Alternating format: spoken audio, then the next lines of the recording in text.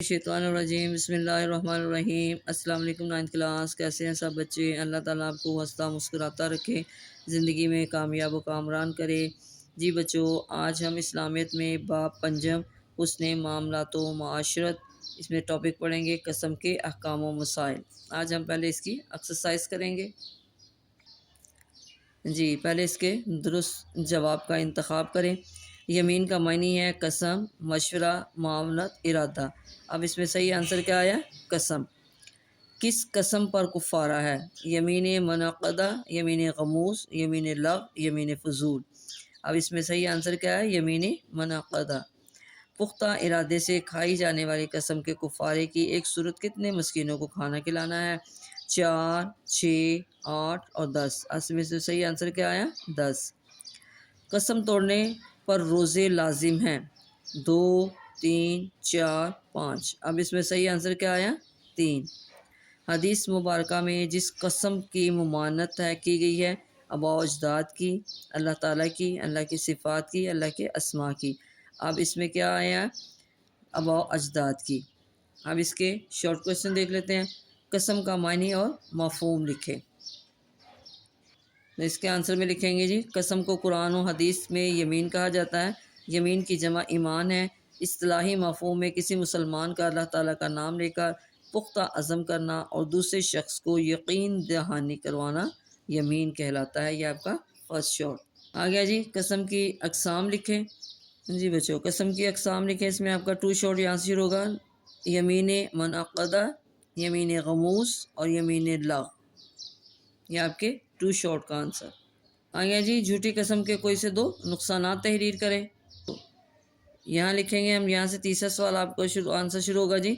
झूठी कसम उठाने वाले की तरफ अल्लाह ताला बरोज़े क़यामत नज़र रहमत ही नहीं फरमाएगा। झूठी कसम या हल्फ इनफरादी और इज्तिमाई बर्बादी का सबब बनते हैं। ये आपके थर्ड शॉर्ट का आंसर आ गया जी। तफसीली जवाब दें। कुरान और सुन्नत की रोशनी में कसम के अहकाम व मसाइल बयान करें। जी बच्चों, हम अपना लॉन्ग हेडिंग के साथ लिखेंगे। पहले आपकी है जी कसम का मफ़हूम। कसम को कुरान और हदीस में यमीन कहा जाता है। यमीन की जमा ईमान है। इस्तिलाही मफ़हूम में किसी मुसलमान का अल्लाह ताला का नाम लेकर पुख्ता अज़म करना और दूसरे शख्स को यकीन दहानी करवाना यमीन कहलाता है। यह आप यहाँ तक लिखेंगे। उसके बाद है जी आगे, कसमों की हिफाजत से मुराद। कसम के लिए यमीन और हल्फ के अल्फाज भी इस्तेमाल होते हैं। कसमों की हिफाजत से मुराद ये है कि बिला ज़रूरत कसम ना उठाई जाए, क्योंकि मुसलमान की सबसे बड़ी खूबी ये है कि वो झूठ नहीं बोलता। झूठ नहीं बोलता बल्कि हमेशा सच बोलता है। सच बोलने से इंसान को माशरे में बुलंद मुकाम हासिल होता है, जिसके बायस लोग इसकी बात पर यकीन करते हैं और इसे एतमाद के नज़र से देखते हैं। लेकिन अगर बात बात पर कसम उठाने का रिवाज आम हो जाए तो इससे ना सिर्फ वक्त का ज़िया होगा बल्कि एक दूसरे से एतमाद भी उठ जाएगा और बद एतमादी की फ़ज़ा कायम होगी, जो हुस्न मामलत व माशरत की ख़िलाफ़ है। अब यहाँ पे हेडिंग देंगे कुरान मजीद की रोशनी में। कुरान मजीद में कसम के अहकाम यूँ बयान हुए हैं। तर्जुमा, अल्लाह तुम्हारी ला यानी बेमकसद कस्मों पर मुआख़ज़ा नहीं करेगा, लेकिन वो तुम्हारा उन कस्मों पर मुआख़ज़ा करेगा जो तुमने पुख्ता इरादे से खाई हैं। तो उसका कुफारा 10 मस्कीनों को खाना खिलाना है, उस औस दर्जे का जो तुम अपने घर वालों को खिलाते हो, या उन्हें लिबास पहनाना, या एक ग़ुलाम को आज़ाद करना है। फिर जो ये ना पाए तो 3 दिन के रोज़े रखे। ये तुम्हारी कसमों का कुफारा है जब तुम कसम खाओ और उसे तोड़ दो और अपनी कस्मों की हिफाजत करो। इस तरह अल्लाह अपनी आयत तुम्हारे लिए खोल खोल कर बयान फरमाता है ताकि तुम शुक्र अदा करो। अगली हेडिंग है आपके जी, अल्लाह ताला के नाम की कसम खाना। कसम के हवाले से दूसरी अहम बात यह है कि कसम सिर्फ़ अल्लाह ताला के नाम के साथ ही हो। इसके अलावा वालिदैन और नबी करीम ख़ातमुन नबिय्यीन सल्लल्लाहु अलैहि वसल्लम या दूसरी किसी भी मोतबर या मुक़द्दस चीज़ की कसम का शरीयत में कोई तसव्वुर नहीं है। आगे जी, अहादीस नबी की रोशनी में नबी करीम ख़ातमुन नबिय्यीन सल्लल्लाहु अलैहि वसल्लम का इरशाद है, बिलाशुबा अल्लाह तुम्हें अपने आबा व अजदाद की कसम उठाने से मना फरमाता है। आगे जी, सहाबा कराम का तरीक़ा। صحابہ کرام رضی اللہ تعالیٰ عنہم اور حضور اکرم خاتم النبیین صلی اللہ علیہ وسلم کے اس ارشاد کے بعد کبھی بھی اللہ تعالیٰ کے علاوہ کسی کی بھی قسم نہیں اٹھاتے تھے، کیونکہ ایک دوسری جگہ پر آپ خاتم النبیین صلی اللہ علیہ وسلم نے ارشاد فرمایا، جس نے اللہ تعالیٰ کے علاوہ کسی چیز کی قسم اٹھائی گویا اس نے شرک کیا۔ آگیا جی، جائز کام سے رکنے کی قسم اٹھانا۔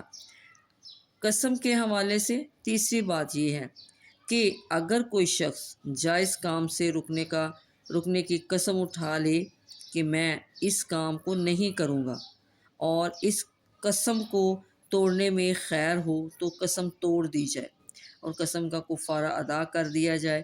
نبی کریم خاتم النبیین صلی اللہ علیہ وسلم کا ارشاد ہے کہ جس شخص نے کسی کام پر قسم اٹھائی لیکن وہ سمجھتا ہے کہ خیر اور بھلائی اس کی مخالف سمت میں ہے، تو وہ خیر والی صورت اختیار کر لے اور اپنی قسم کا کفارہ ادا کرے۔ مثلا اگر کوئی شخص اللہ تعالیٰ کی قسم اٹھا کر کہے کہ میں اپنے فلاں دوست یا ماں باپ یا استاد سے بات نہیں کروں گا، تو اس کو چاہیے کہ قسم توڑ دے اور کفارہ ادا کرے۔ جی آگے آپ نے دینے جی قسم کا کفارہ۔ قسم کا کفارہ یہ ہے کہ چاہے تو 10 مساکین کو کھانا کھلا دے، چاہے تو 10 مساکین کو لباس پہنا دے، ایسا غلام یا لونڈی آزاد کرے جو ہر قسم کے عیب سے پاک ہو، اگر اسے ان 3 اشیاء میں سے کسی کی طاقت نہ ہو تو 3 روزے رکھے۔ جی آگے ہیڈنگ ہے جی قسم کی اقسام۔ قسم کے حوالے سے چوتھی بات یہ ہے کہ جس قسم کا کفارہ ادا کرنا ہے وہ مستقبل میں کسی کام کے حوالے سے قسم اٹھانا ہے، اس کو یمین منعقدہ کہتے ہیں۔ ماضی کے کسی واقعے پر جھوٹی قسم اٹھانا یمین غموس کہلاتا ہے۔ اس قسم پر کفارہ نہیں ہوتا، لیکن اسلام نے اس قسم کو ناپسند کیا ہے، یہ گناہ کبیرہ ہے۔ روزمرہ کی گفتگو میں اپنے گمان کے مطابق صحیح قسم اٹھانا لیکن واقعہ کا اس طرح کا نہ ہونا یمین لغو کہلاتا ہے۔